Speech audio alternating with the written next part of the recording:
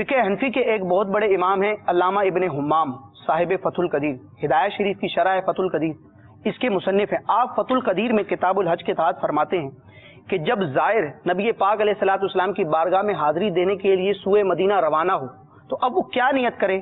فرماتے ہیں میرے نزدیک افضل یہ ہے کہ سفر خاص بقصد زیارت والا کرے، یعنی جب مدینہ شریف جائے تو دل میں صرف یہ نیت رکھے کہ میں اپنے آقا کی بارگاہ میں حاضر ہونے کے لیے جا رہا ہوں، حتیٰ کہ اس کے ساتھ مسجد نبوی شریف کی بھی نیت نہ کرے۔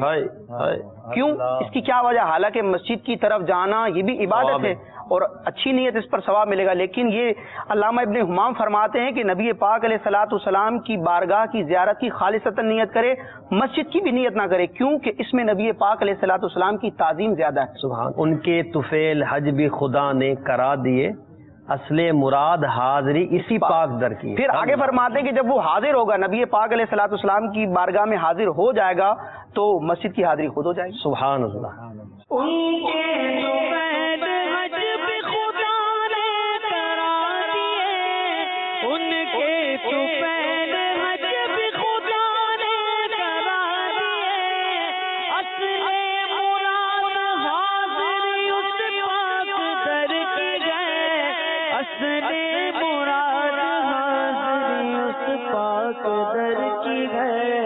اس پاک در